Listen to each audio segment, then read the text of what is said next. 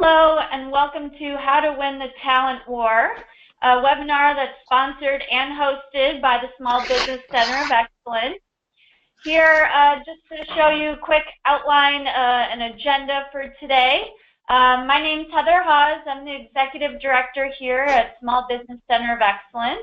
I'll also be the moderator for today's webinar. So in a moment, I will be talking just briefly about Small Business Center of Excellence for those of you that may not be familiar. And then we have our two panelists today, John Leoconi from the Overture Group and Salo Doko from Tandem HR. I will give them a more detailed introduction here in a moment as well. And then as always, we will have our Q&A at the end. So please feel free, you can submit questions during the presentation and we'll answer them at the end. Also just want to let you know that you all will be receiving a copy of the presentation today. So you can see we do have an appendix and our bios. We will have some links throughout the webinar as well. So all of which you'll be able to utilize once you receive the presentation after this webcast. So just a little bit about Small Business Center of Excellence. We are an educational platform and of course dedicated to helping the small businesses, really of any type, certainly so you can achieve extraordinary success. So we have a number of programs. Certainly we have these webcasts, we have an awards program, we have membership opportunities, and partner and sponsorship opportunities as well. So as I mentioned, you can certainly engage with us. Our website is here, Small Business Center of Excellence, and links to our social networks and our blog. So again, you'll be able to link to those once you receive the presentation. Okay, and so now I want to go ahead and introduce our panelists. We have a great set of panelists with me today. So first up, we have John Leoconi.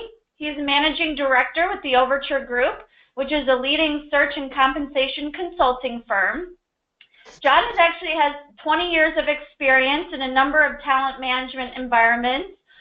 Those include corporate recruiting, consulting, contingency and executive retained search and interim staffing, and career transition services. John's also a member of the Society of Human Resource Management and the founder of the Leadership Group for CFOs and CEOs. And then next up, we'll hear from Salo Doko, who's an Executive Vice President and the Chief Client Officer of Tandem HR.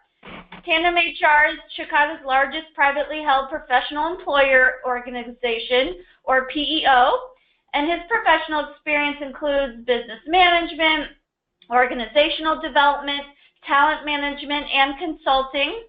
He also holds a professional in human resource certification from the Human Resource Certification Institute and is a Society of Human Resource Management certified professional. So without further ado, we will start things off with John.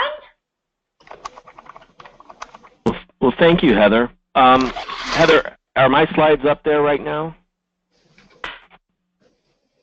They are. Yeah, there they are. All right. Well, first off, I want to thank you, and I want to thank the Small Business Center of Excellence for having us on the webinar here. We're very honored. And today, what we really want to do, part of our presentation is if you could walk away with a couple of nuggets or a couple of things to take a look at in your organizations and kind of, evaluate where you are compared to some of the information that I give to you today. That's exactly what I want to be able to do today. So with that, why don't we jump right into it? What is the talent war, right? The talent war is really the increasing competitive landscape for attracting and retaining key talent. That's known as the talent war. And actually, it really started back in the 90s. The terms, war for talent, talent war, the war on talent really bubbled up in the 90s. And actually, in that time, McKinsey did a study, and they found that in years ahead, that an organization's success is really going to be dependent on how organizations will be able to attract and retain employees. In our current state right now, in terms of the employment market, we see a very low unemployment rate. And I have the next slide that we'll go to. I'll show and I'll explain what that is attributed to. Also, we're seeing multiple generations in the workforce together. We've got the baby boomers, the Gen Xers, and the millennials coming up. So we have all three of those generations really working together today in the employment market, with a lot of those baby boomers retiring or starting to retire, okay? And what we expect to see is that this war isn't going to get any better. It's just going to increase and intensify.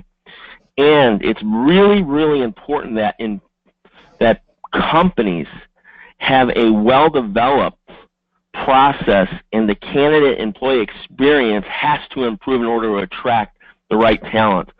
Also, they're going to be able. You need to have a good company culture to use that to your advantage to attract and retain employees, and we'll get into that in a little bit later. So if we go to the next slide, we'll talk about where we are right now in the where we see employment. Unemployment right now is in the 4s, okay? And anytime you see unemployment between 4 and 6%, that really is what we call full employment. That means there's more opportunities than people to fill it. Now, people could say we have people out there that are underemployed, overemployed, but the fact of the matter is that there is a lot of opportunity that's going unfilled because the employment rate is so low, okay?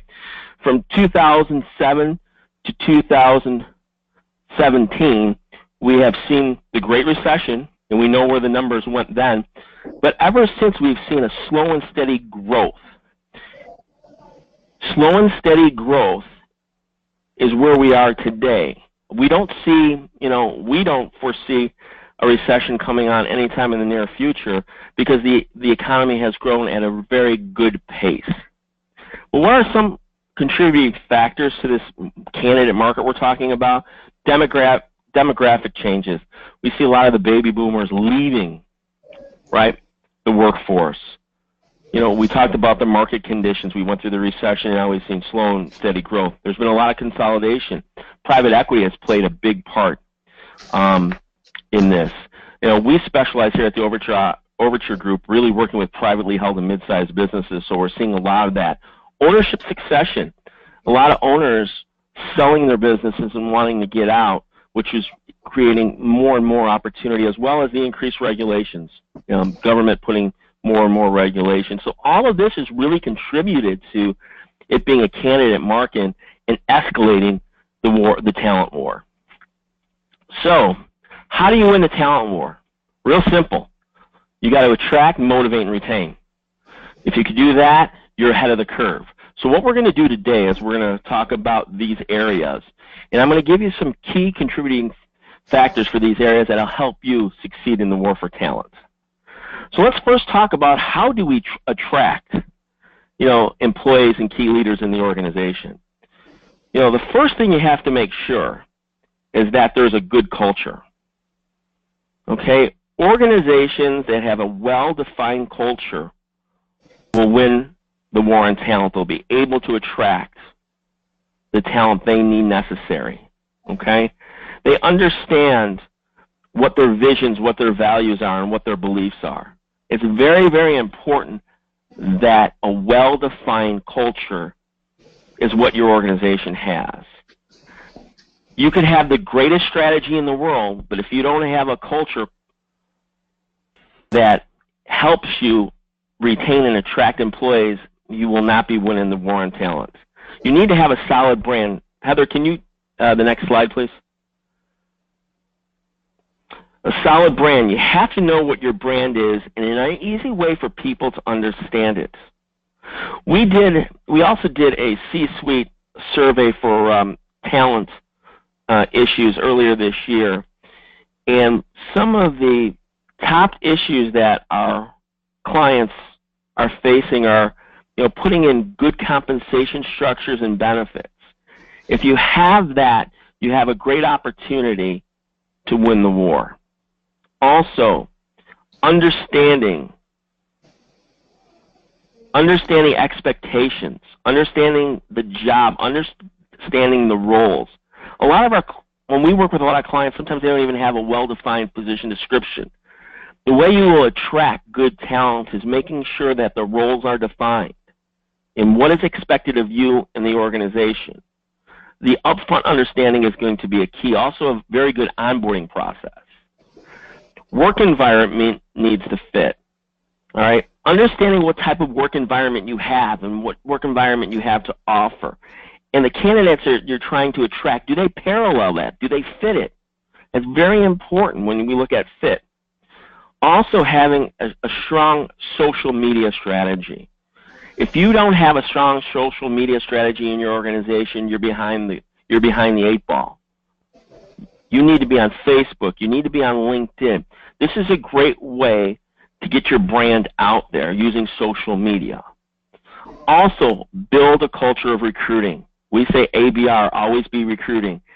Not just hiring for an opening, but looking for candidates on a consistent basis that fit your culture.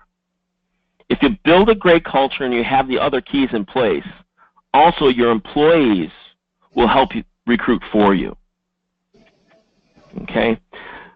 I want to spend a little time on the next slide really talking about brand and brand recognition. The brand and how you brand your organization is extremely important. And according to LinkedIn, 62% of all global recruiting leaders cite employer brands as a top priority in attracting talent. You have to know your brand, and you have to be able to communicate your brand. Your brand has to reflect your internal culture, okay?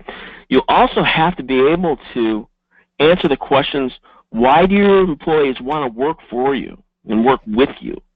What is so unique about your organization's culture?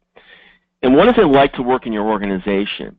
You have to have a consistent message throughout your organization, from the CEO down to the shop floor person. That consistent message and branding is extremely, extremely important. That's why everybody has to live that culture in their brand. And people, when you're trying to attract talent, when they come into the organization, they will see that. So a well-articulated employer brand and message can attract candidates and make the process a lot easier for you. So again, brand recognition is extremely, extremely important. So the next section I really want to talk about, we're going to combine motivating and retaining key employees through engagement. All right, if your employees are satisfied with their jobs, they'll be more engaged, they'll be more productive, they'll be loyal to the organization. Companies who motivate well really place emphasis on getting to know their employees and knowing what they want, such as work-life balances, creating opportunities, the proper rewards, and having those structures in place. So those are very, very important, and we'll go through some of the tactics here. First, we'll talk about retention strategies. Our C-suite survey that we did showed that nearly 2/3 of the respondents cited retention of key employees as their first or second most important objective in their organization. So it's very, very important that they recognize the value of keeping top talent satisfied. Now, what we're seeing with our clients, they're doing more than ever to really retain, top talent in their organizations.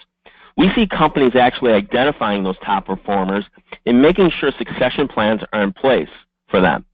Also implementing and developing training employee programs so they're progressing and so they're motivated and they're engaged. They're updating their compensation programs to make sure they have the competitive pay. So when the recruiters call them, they're not taking the calls because they're going to move down the street for a 10% increase because you have the right compensation structures in place. Because that is extremely, extremely important. So when you do all of this and you create the opportunities for them to learn and to move forward, you reduce the risk of turnover, because studies have shown turnover could be anywhere from 25 to 200% of an employee's salary. And they just don't leave because of money. They leave because of numerous issues. The top one is really leadership and being a bad boss, no opportunities for advancement, again, lack of training and development, and compensation levels are under market value. So if you have these retention strategies in place, you have a great opportunity to retain your employees. So going outside, you won't have to go outside as much to find, current talent. Okay? So, one other thing that I really wanted to talk about today is competition in the war on talent. Because competition today isn't like it was 10, 15 years ago. Typically, your competition was only folks in your industry. Well, your competition today is just not other industry competitors, because skills today are transferable in other industries. So you're dealing with companies next door, down the street, down the block, whatever, so that your competition is increasing. Also, you're competing against self-employment out there. When people are dissatisfied in their current roles, many dabble in freelance or project work. And there's a lot of project work out there today more than ever because of the skill gaps within organizations. So they go outside and they create these projects so that the freelancers, they can dabble a lot easier, which a lot of that now moves into entrepreneurship. Where entrepreneurship, before, you'd see more of the seasoned employees getting into entrepreneurship. Well, a lot of the younger Gen Xers and the millennials are opting for these entrepreneurial type careers. In the new folks coming up, the millennials especially, they look at careers different than the Gen Xers and also the baby boomers.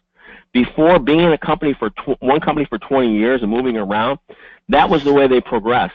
But in today, millennials' thinkings are in terms of more project work. If I need a skill, right, or if I need different work experience, there's enough project work out there that I can move from project to project. That's how I'm going to progress in my career and become marketable. So these are some of the things that you really need to think about when you're going out and trying to find talent or retain talent. This is the competition you're dealing with. It's a different field out there. And then the last side I really want to talk about is when we did our C-suite survey, some of the top positions and the hardest positions to fill were marketing, accounting and finance, and information technology. More and more companies want to make sure they have especially with the internet and online presence in the marketing area, they want to make sure that their products and services are out in front with a good brand. Also, accounting. We do a lot of accounting and finance search here. More and more of our clients are looking at the analytics and taking data and slicing and dicing to make better decisions. And also, third, technology, it's constantly changing and evolving. So to keep up with the new skill set you need, it increases the competitive landscape. So basically, in conclusion, what I'm saying is you need to be able to attract, motivate, and retain the win, right? If you do everything from building a great culture, you have great brand recognition, you keep your employees engaged and retain them. If you do this and you evaluate, you'll give yourself a better opportunity to win the war on talent. So those were some of the things I really wanted to talk about today. I know at the end we'll have a Q&A session, so if you have any questions for me, feel free to ask at the end. So with that, Heather, I'm going to turn it back to you. Great. Thank you very much, John. Really informative. So now we're going to pass this on over to Salo. So whenever you are ready, Salo. Thank you, Heather. I appreciate that. Before I jump into my my side, John, I really love that you talked about the culture of recruiting. You do not hear a lot of leaders talking about that, but it's a very, very critical and very strategic thing that I think as leaders of small to mid-sized organizations we have to embrace because it's critical. Now, I wanted to start talking a little bit about PEOs. So, a professional employer organization, also known as a PEO, provides comprehensive HR solutions to small to mid-sized organizations. Payroll, benefits, HR, tax administration, and regulatory compliance are some of the many services that PEOs provide to growing businesses across the country. By providing payroll, benefits, and HR services and assisting with compliance issues under state and federal laws, PEOs allow small businesses to improve productivity and profitability and ultimately focus on their core mission, and by doing so, it allows them to grow. So Heather, let's move over to the next slide. Since December of 2004, employment at small businesses using PEOs has grown more than 7% faster than at small businesses overall. This is according to the Intuit Small Business Employment Index. The average overall employee turnover rate in the United States is approximately 42% per year. For companies that use PEOs for at least 4 quarters, it is 28 to 32%. So there's a big difference. We're looking at a difference of about 10 to 14% in turnover.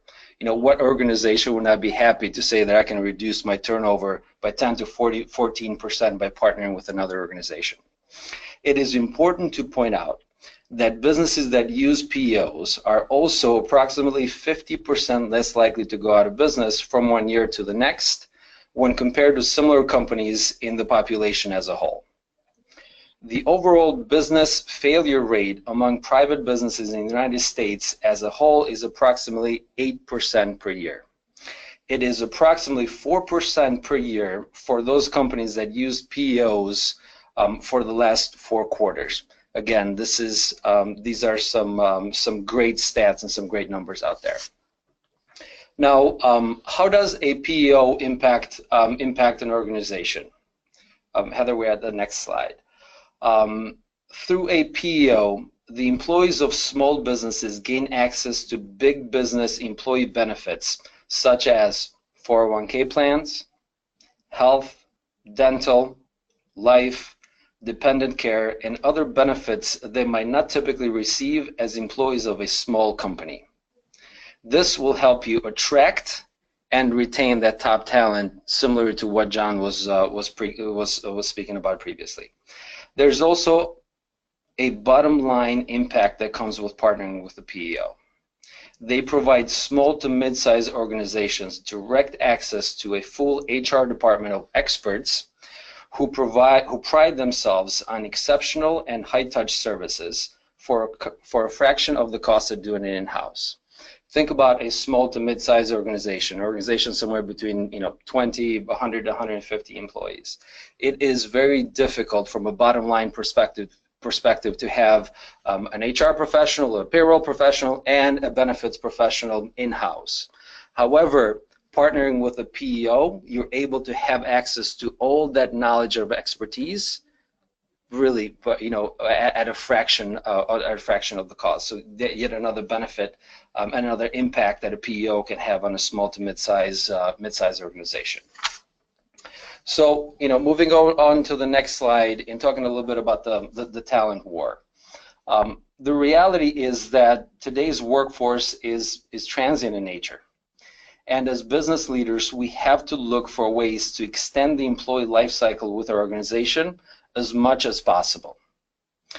It is critical for us to understand that as small to mid-sized organizations, we are not only competing against each other for top talent, but we're also competing with the big businesses for the same talent pool. So because of that, it becomes important that we have the right HR infrastructure in place in order to compete with those larger organizations. So the approach to the candidate itself has to be very sophisticated. We have to make sure that the recruiting experience overall is memorable. In even tactical things, such as ensuring that the posting itself is excellent, it has the right information in it. The description of the role has to be on point. The benefit packages have to be up to par as well. And ultimately, a great candidate will want to hear about the culture of the organization. We have to be able to tell a great story about what the culture is, what the vision of the organization is, and the strategies that we have for the future. And we can't just talk about it, but it also has to be truthful.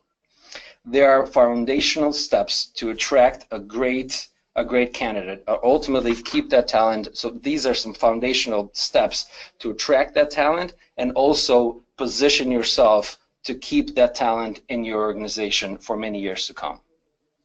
please keep in mind that these steps, they are the byproduct of a great HR infrastructure. And the PEO is an ideal partner to help you achieve standards of excellence and sustain these standards for a long time.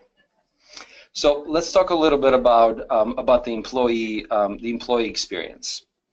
We focused on attracting great talent. Now, it is also important to onboard that great talent the right way. Structured onboarding has a direct impact on retention. So creating a structured onboarding program is key. According to a study by the Wintrust Group, when employees go through structured onboarding, they are 58% more likely to retain or to remain with the organization for more than 3 years. So make sure, so what are some of the things that we should do? Make sure that our employees are given the right tools to succeed. So, at the very beginning, the first day on the job, introduce them to the company values. Introduce them to other employees, so their co-workers in the organization, and let their manager be the one who's going to walk them around the organization and introduce them one by one to all their employees. Show them around. Have a training plan in place well in advance of their start date, so that employees are not going to sit at their desk and be bored on day one. Remember, we never get a second chance to make a first impression overall, and specifically with an employee in our organization. And also it is all very important to have their goals set up before they start. So this will show your new employees that you are on top of the new hire experience, and you will let them know up front what will it take in order to be successful in this role. Also, employees will need ongoing support. Have a resource where they can ask questions and then feel that is being handled in a way that's confidential and it feels safe. Typically that resource, is an HR professional, so it's the HR presence within your organization. Well, employees have that feeling of confidentiality and safe. It makes their experience overall with your organization a great one. Then managers and organizations will need to have access on HR areas such as and expertise such as employee development, training, an e-learning platform, an in-person training, something like that, coaching, succession planning, etc. And partnering with the PEO will enable the small to mid-sized organizations to have that expertise at their fingertips at all times. So these steps will make the employee experience a memorable one and will help retain the employees that you worked so hard to attract and bring to your organization. So let me talk a little bit about Tandem HR and why Tandem HR would be a great partner for small to mid-sized organizations. So why Tandem? Organizations partner with Tandem HR for shared liability, access to robust benefits at affordable rates, and to help them create exceptional workplaces. We will partner with organizations to offer their employees a more robust benefits package, one that is typically not available with small businesses, and that will help attract and retain top talent. You and your employees will have direct access to a full HR department of experts who pride themselves on exceptional and high-touch service for a fraction of the cost of doing it in-house. And you will be able to focus on growing your business because we take on the administrative burden associated with your greatest asset, which is, for really any organization, is the employees. And Tandem HR is a financially sound partner. So in addition to our ESAC assurance, Tandem HR is now a certified PEO, which means that we are audited on a quarterly basis by the IRS, and our clients no longer have to deal with those IRS audits for federal payroll purposes because Tandem HR will be the one who will take on that burden. And we are well versed in meeting the needs of organizations as small as 10 employees and as large as 700 employees. The bottom line is we are able to provide great value to our clients, and our average client retention rate is about 95% year over year. And it is also important to point out that our client tenure is about 10 years. These are proof that Tandem HR is a great partner for small to mid-sized organizations and is able to provide great bottom line impact, but also help organizations create exceptional workplaces. Great. Well, thank you very much, Salo. Very interesting. A lot of information. I bet a lot of people may not even be aware of a PEO, so that was great. Now we're going to open it up to some questions. So as mentioned previously, please use the control panel and feel free to send us some questions. Let's see as these kind of roll in here. Okay, well here's one. Salo, I know you just kind of finished up. Is there a typical size or number of employees that usually makes sense to use a PEO? I know on the previous slide you had quite a range there, but is there a particular type of company that you typically work with? Yes, good question, Heather. So, like I said, previously, really, Tandem HR is able to handle clients as small as 10 employees and as large as, I think our biggest one is 700 employees. So we are well versed in doing that. But typically, the organizations that get the greatest impact in partnering with the PEO are ones that are somewhere between 30 employees and 150 employees. That's typically the best size because they have enough employees to have a need, but they're not at a larger size where that's also they'll have to be a hybrid approach of partnering with the PEO and having something inside. Okay, great. We actually have kind of a follow-up to that. Another question: in choosing a PEO, what questions are good to ask? That's a great question. It's some of the great questions are learning about what industry are they good in, and then understanding what their structure is. Meaning are they structured in a way that would be able to provide the right service for you, and also, it's good to know what is it that you're looking for. So some organizations want somebody who can just focus on processing payroll and have access to benefits. Other organizations are a little bit more focused on growth, and they're focused on becoming a great place to work. So if those are some of the needs that you have as an organization, then target those questions. So that you're able to get the answers and be able to decipher that's going to be the right partner for you or not. And then I would ask tactical questions like, what is your retention rate? How long have you been in business? What has your growth strategy? Where are you looking to be in 3 years? Where are you looking to be in 5 years as an organization? What are the values that you have as a PEO, and see if their values align with yours as an organization. And what type of professionals do you hire and do you attract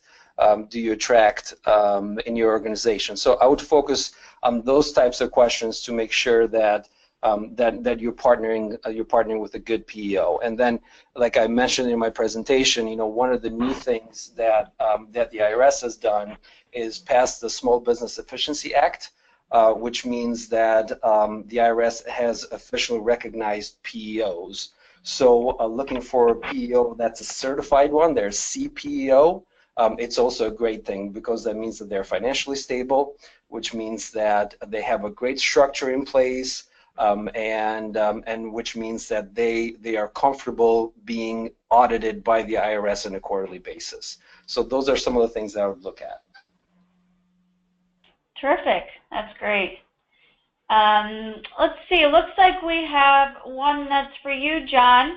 Are you seeing more private companies using long-term incentives to retain and/or attract leaders?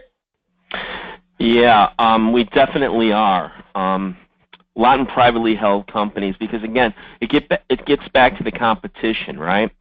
You're competing with talents from numerous sources, and one may be from publicly held companies, right? So typically in a publicly held company, when you look at compensation structures, you're looking at a base pay, an annual incentive, and then some type of stock or longer term type of incentives. So in order for privately held companies to compete with those types of folks, they're having to put in these long-term incentive plans for their executives. Okay?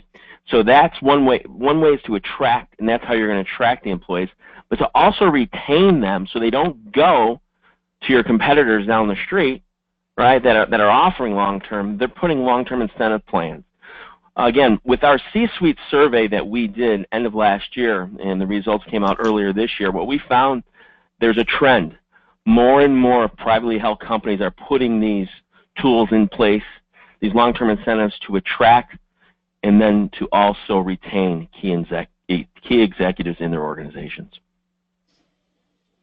Great, thanks.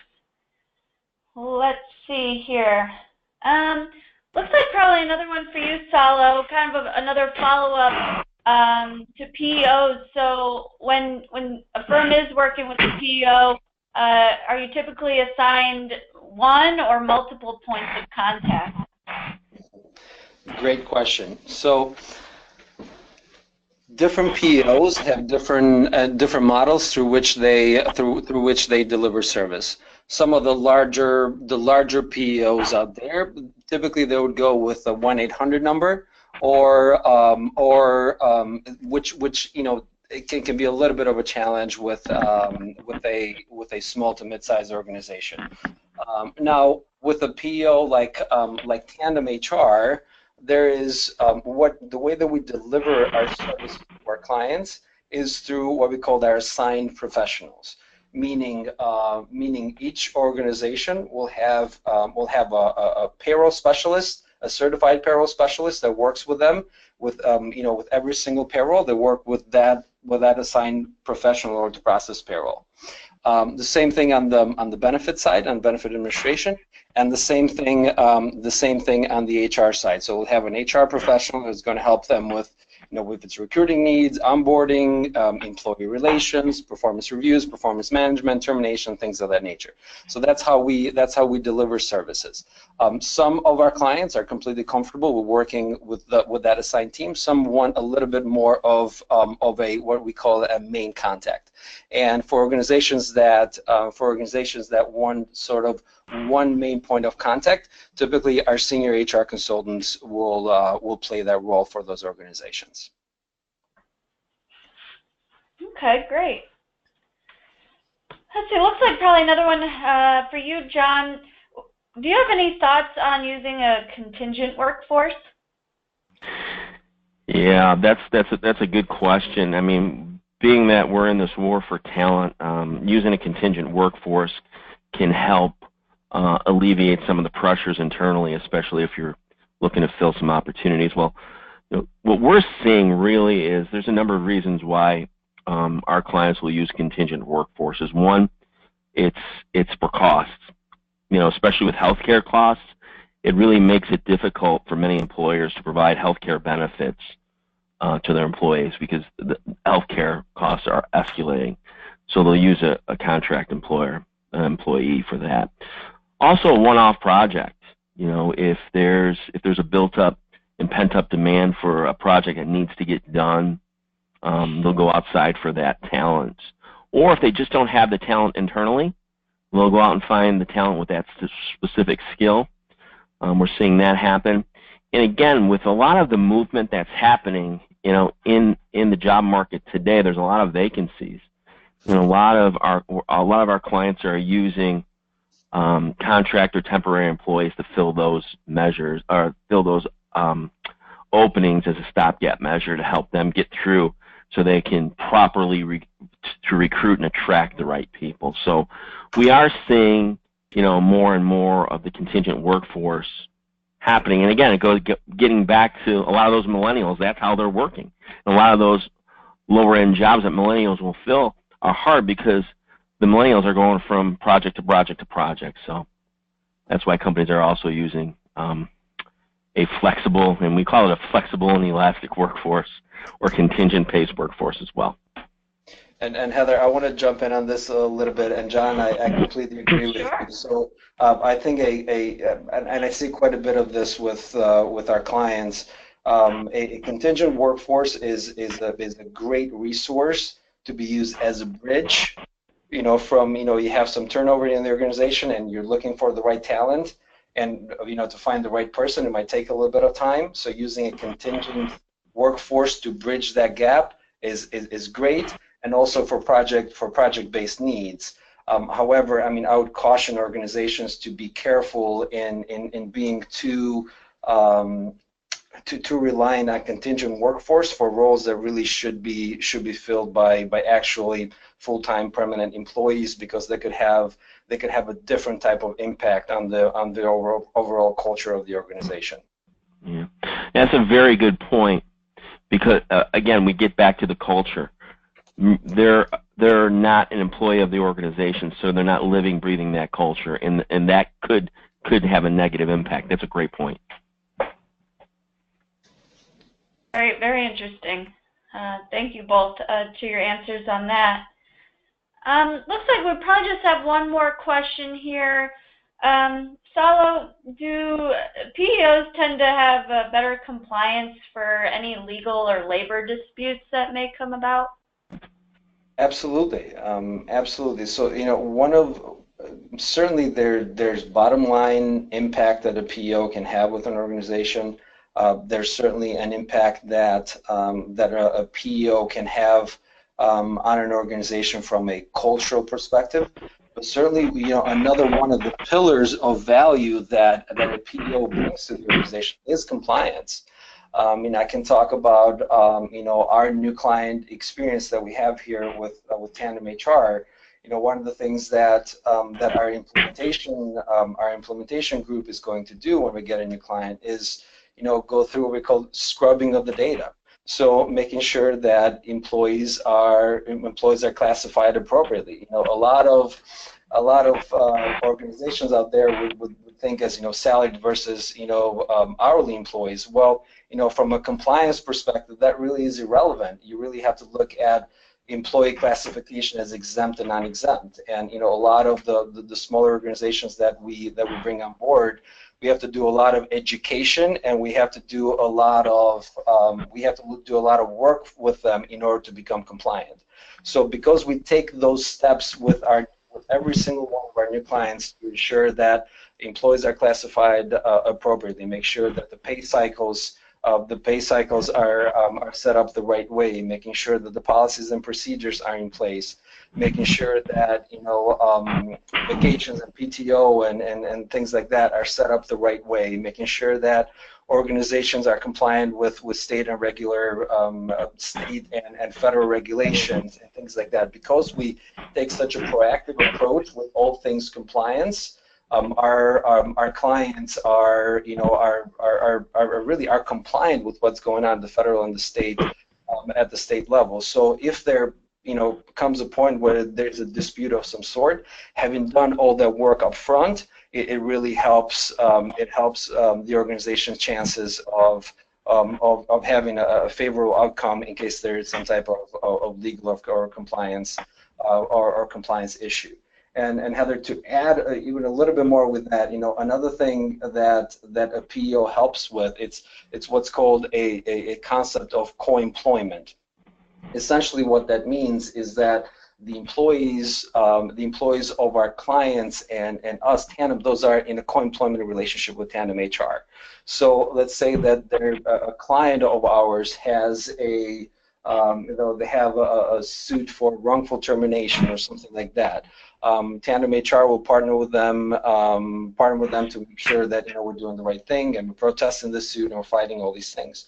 But in case an actual lawsuit is lost, the coverage or there's what's called APLI, Employment Practice and Liability Insurance. Because we're in a co-employment relationship, the insurance plan is that of Tandem HR, and the deductible for that plan will be split 50-50 with the client as well. So there's skin in the game on both sides. Wow, excellent. Really great information. Well, I think that's all the questions we have today.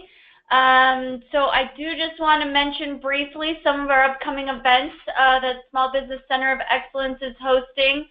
We do have one on cybersecurity coming up in October, and then we'll start looking into 2018. So we'll have a new business outlook mid-January, and then we'll have a startup shootout contest in March, which is kind of a play on Shark Tank. So that's going to be really fun. So again, I want to thank our panelists. So thank you, John and Salo. As I mentioned earlier, their bios are here in the presentation deck as well. So again, thank you everyone for listening today, and have a good rest of your day. Thanks. Thank you.